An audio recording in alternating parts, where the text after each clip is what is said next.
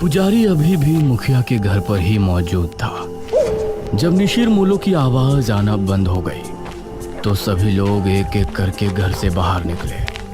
मुखिया और ठकुराइन भी पुजारी के साथ घर से बाहर निकल आए। मुखिया जी, अब हमें तांत्रिक बाबा को खबर कर देनी चाहिए। हाँ पुजारी जी, लेकिन पहले पता तो चले कि निशिर मोलो ने किसी को अपना शिकार बनाया है या फिर वो ऐसे ही चले गए। इस तरह राजमहल में इशिता, मेघना और अनुज तीनों उस दरवाजे की तरफ हैरानी से देख रहे थे जो अभी खुला था।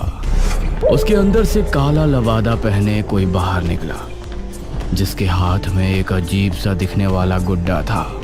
कौन? वो कुछ और बोला नहीं और लंबी लंबी भयानक सांसें लेने लगा।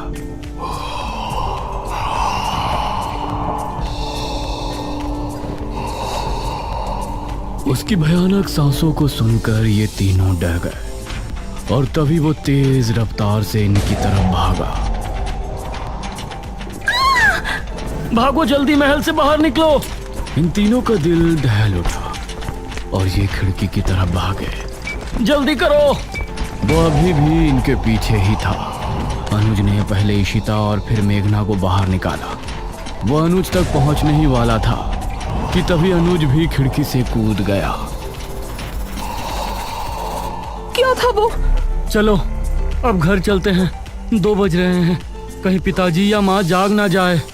ये तीनों अब गांव की तरफ रवाना हो गए। माँ और पिताजी को इस बारे में बिल्कुल नहीं बताना, ठीक है? अरे हम क्यों बताएंगे भला? जैसे ही ये तीनों गांव पहुंचे तो बाहर ही पुजारी और बहुत से लोग खड़े थे। अनुज, तुम यहाँ? हमें तो लगा कि तुम तीनों अपने अपने कमरे में सो रहे हो। इतनी रात में तुम तीनों कहाँ से आ रहे हो?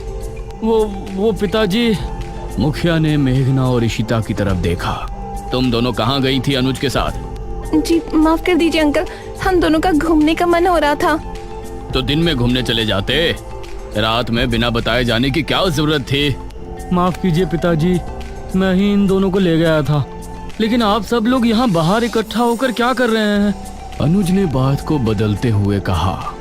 आज गांव में निशिर मोलो आए थे, सभी उनकी आवाज सुनकर ही खौफ में थे। क्या निशिर मोलो? ये निशिर मोलो कौन है? 4 कथई लबादे वाले शख्स जो अपने कंधों पर एक ताबूत उठाए रात के समय गांव में घूमते हैं।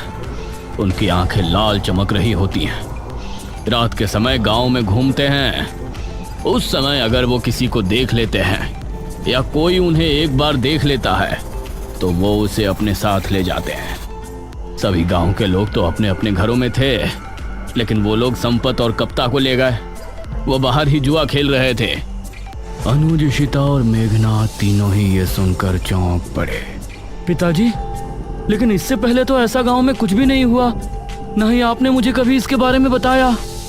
ये 400 साल पहले की बात है बेटा, हमारे महाराज के समय की बात। लेकिन उस समय किसी तरह उनको रोक दिया गया था, लेकिन अब अचानक वो कैसे जाग उठे, ये तो बात समझ के बाहर है। मुखिया जी, अब कल सुबह ही तांत्रिक महाराज से मिलने के लिए निकलेंगे। फिलहाल सभी लोग अपने अपने घरों को जाएं और निशिर मोलो से सावधान रहें। ये सुनकर सभी गांव के लोग अपने अपने घरों को चले गए, लेकिन अब सभी के दिल में अजीब सा डर बैठ गया था। इशिता और मेघना भी अपने कमरे में पहुंची। ये तो बहुत बड़ी गड़बड़ हो गई। हम लोग तो यहाँ पर मृत्युंजय अमृत के लिए आए थे और यहाँ तो राजमहल निशिर मोलो पता नहीं क्या क्या सुनने में आ रहा है। ये लोग अब हमें मृत्युंजय अमृत तक लेकर भी जाएंगे या नहीं? अरे तुझे दिख नहीं रहा यहाँ कितनी प्रॉब्लम है? हम दोनों सुबह यहाँ से जा रहे हैं बस। नहीं, मैं नहीं जा सकती। लेकिन क्यों? वो मृत्युंजय अमृत। इतना कहकर मेघना ने आगे कुछ नहीं कहा। आपने बिना सोचे समझे उन दोनों लड़कियों को घर में जगह क्यों दे दी? देखा ना अब क्या हुआ। ठकुराइन, वो लड़कियां तो अनजान है, लेकिन अनुज को तो सब कुछ पता है ना। वो उनको लेकर रात में निकल गया, इसमें हम उनको दोषी नहीं ठहरा सकते। उनको लेकर जाने वाला तो हमारा ही बेटा है ना। कुछ ही देर में सभी एक एक करके सो गए।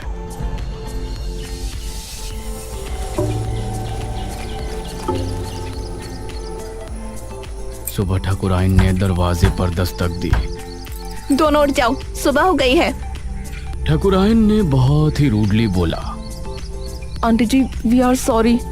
यह सुनकर वो बिना जवाब दिए वहां से चली गई। कुछ देर बाद फ्रेश होकर इशिता और मेघना दोनों ब्रेकफास्ट टेबल पर पहुंची।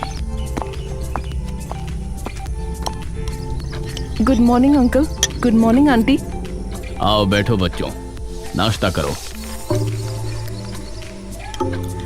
मेघना के बाल इस समय खुले हुए थे। ना जाने अनुज को उसमें क्या खास दिखा। उसने उसे स्माइल की और एक टक उसे देखने लगी। इस पर मेघना ने उसे हैरानी से देखा, फिर उधर उधर देखकर नाश्ता करने लगी।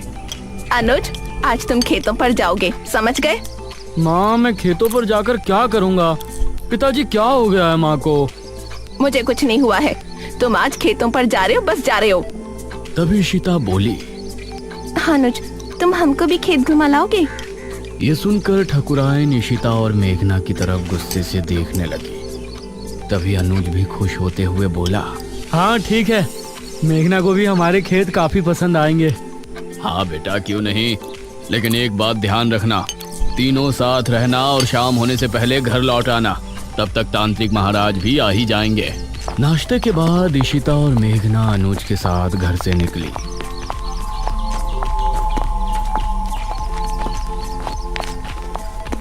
तुम अंकल आंटी के सामने मुझे ऐसे क्यों घूर रहे थे? तुम सच में शहर से ही हो ना? क्यों, कोई शक है?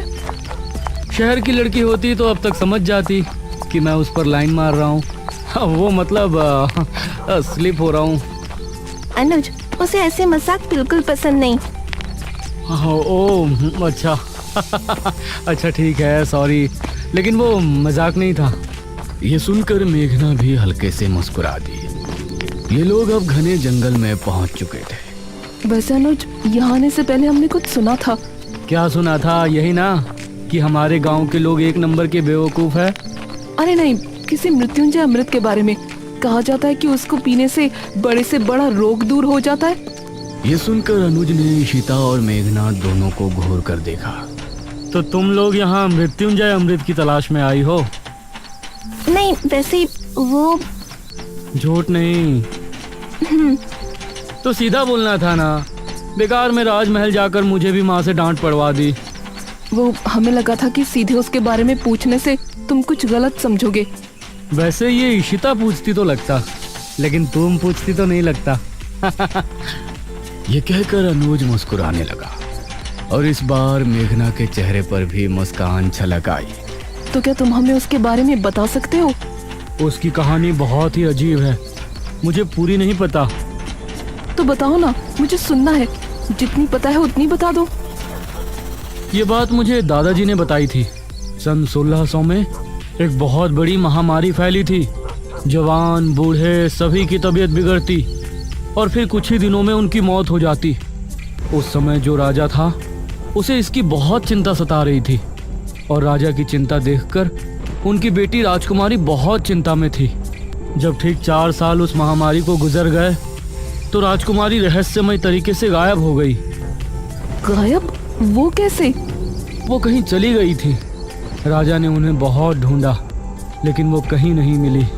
उसके बाद ठीक 1 साल 1 महीने बाद राजकुमारी लौटी और अपने साथ वो एक बीज लेकर आई थी।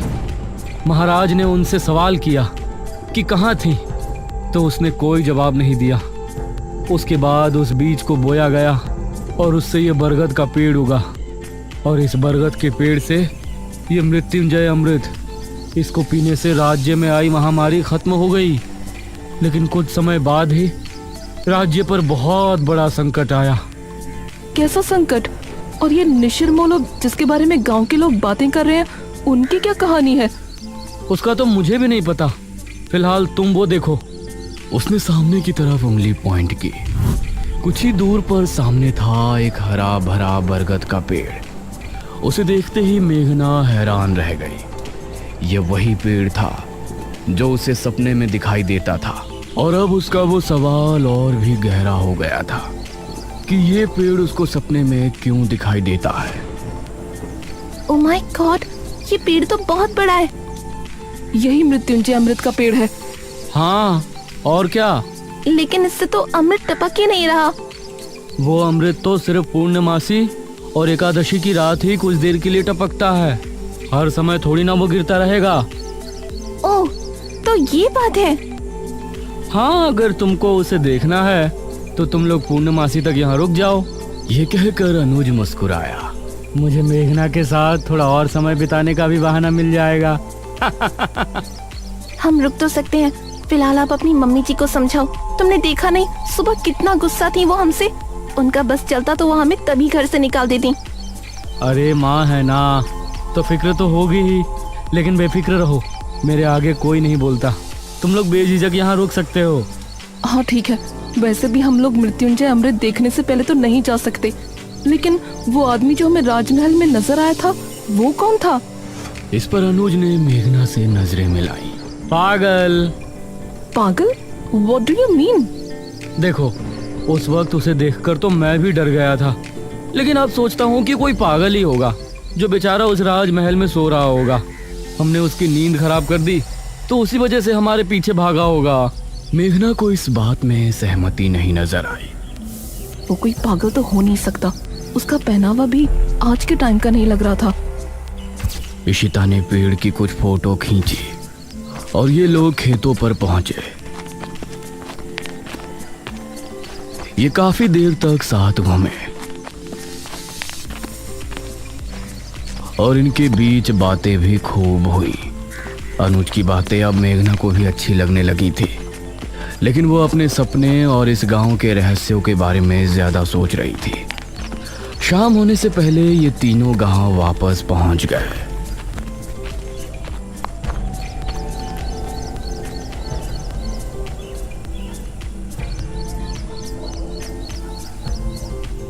रात होने वाली है। पुजारी जी अभी तक तांत्रिक महाराज को लेकर नहीं आए। बहुत चिंताजनक बात है। मुखिया, ठाकुराइन और गांव के बहुत से लोग चौक पर इकट्ठे थे। तभी पुजारी अपने साथ एक तांत्रिक को लेकर वहां पहुंचा।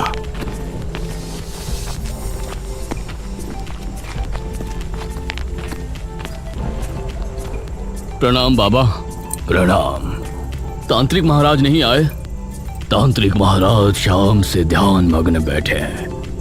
वो सुबह सूरज निकलने से पहले नहीं उठ सकते, इसलिए मैं उनकी जगह यहाँ आया हूँ। आप निशिर मोलो के बारे में सब जानते हैं ना? चिंता ना करें, तांत्रिक महाराज का आशीर्वाद हमारे साथ है।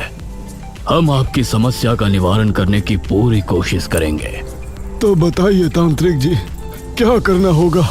हम पूरी रात जाग कर एक अनुष्ठान करेंगे जो कि गांव के चौक पर होगा। यह पता लगाएंगे कि निशिर मोलो अचानक कैसे जाग उठे। आप सामग्री तैयार करें। एक बार अगर हम अनुष्ठान शुरू कर देंगे तो उसके बाद पूर्ण होने से पहले उठने का हमारे पास कोई कारण नहीं होगा। बहुत बहुत धन्यवाद बाबा, भगवान आपको सफल करे। इशिता ने चुपके से मेघना से कहा, ये लोग सच में बेवकूफ हैं या मुझे ऐसा लग रहा है? ये तो क्या कह रही है? और क्या, वो आदमी गायब हुए हैं, उसके पीछे कोई और वजह भी तो हो सकती है। जरूरी है कि उन्हें किसी भूत नहीं उठाया हो। निशिर मोलो, चुप कर। कुछ ही देर में अनुष्ठान की पूरी तैयारी हो गई। एक अग्निकुंड, एक कपाल और एक नर हथहड्डी। उसके आसपास 4 धूप बत्तियों से धुआं निकलकर वातावरण को शुद्ध कर रहा था। आप सभी अपने अपने घरों में जाएं और अनुष्ठान के सफल होने की प्रार्थना करें। हवा फिर से तेज हो गई थी। चौक पर सिर्फ तांत्रिक और पुजारी नजर आ रहे थे। मेघना और इशिता खिड़की से तांत्रिक को देख रहे थे। मुखिया, अनुज और ठाकुराइन सोफे पर बैठे थे। अरे मेघना, क्या कर रही हो वहाँ? आकर बैठो ना, कुछ नहीं होने वाला इन लोगों से। अनुज, तुम खुद किसी को नहीं मानते तो मानने वाले का मजाक भी मत बनाओ। अभी ये लोग बातें कर ही रहे होते हैं कि तभी भारी कदमों के साथ 4 निशिर मोलों की आवाज जैसे ही गूंजना शुरू हुई, गांव के सभी लोगों का दिल बुरी तरह से दहल गया।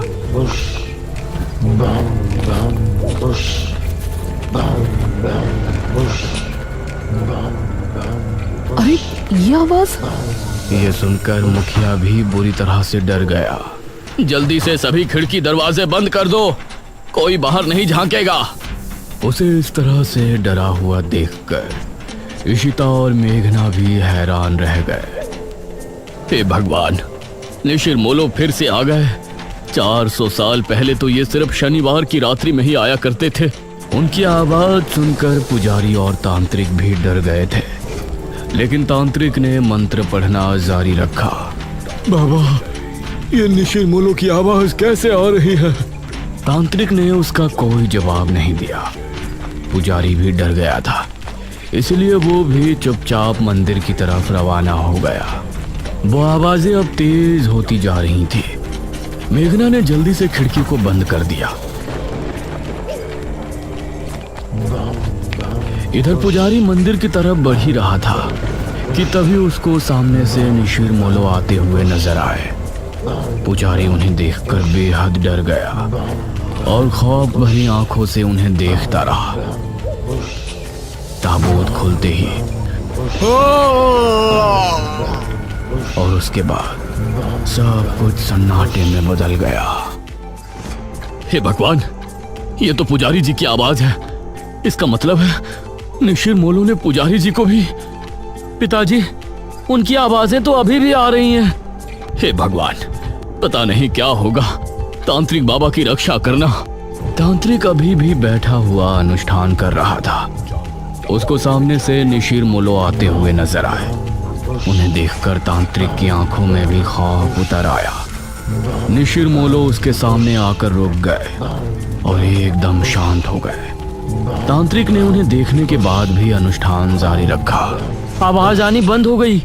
लगता है वो चले गए पिताजी। नहीं, अभी कुछ देर अंदर ही रहो।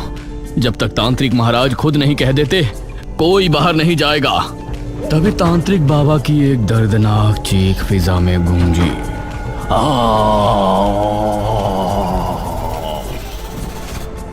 हे भगवान, ये तो तांत्रिक बाबा की आवाज है।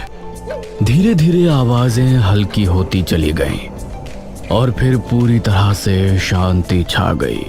चलो, सब जल्दी से बाहर चलो। अब मुखिया और सभी गांव के लोग अपने घरों से निकलकर चौक पर पहुंचे। वहां उन्होंने देखा कि तांत्रिक बाबा किसी मिट्टी के पुतले के जैसे जमे बैठे हैं। उनकी आंखें और मुंह पूरी तरह से फटा हुआ है। तांत्रिक बाबा! अगले ही पल उनका शरीर धीरे धीरे गायब हो गया। ये भयानक मंजर देखकर सभी के डर के मारे चीख निकल गई। निशिर मोलो पुजारी जी को ले गए और तांत्रिक बाबा का अंत कर दिया। इसका मतलब वो सिर्फ ये अनुष्ठान रोकने आए थे। पिताजी, अब निशिर मोलो से हमें कौन बचाएगा? अब तो तांत्रिक महाराज को ही आना होगा, वही कुछ कर सकते हैं। इशिता और मेघना तांत्रिक की मौत देखकर बहुत डर गई थी। दूसरी तरफ गुफा में बैठे बड़े तांत्रिक ने अचानक से अपनी आंखें खोली। उनके चेहरे पर चिंता की लकीरें साफ नजर आ रही थी। निशिर मोलो का ये रूप, उसने हमारे शिष्य का भी अंत कर दिया। अब हमें खुद वहां जाना होगा, वरना प्रलय आ जाएगा। उस रात जब मेघना सो रही थी तो उसे एक सपना आया। वो एक राजकुमारी वाली वेशभूषा में एक सुनसान जंगली इलाके में घूम रही है। दूर दूर तक कोई नजर नहीं आ रहा है।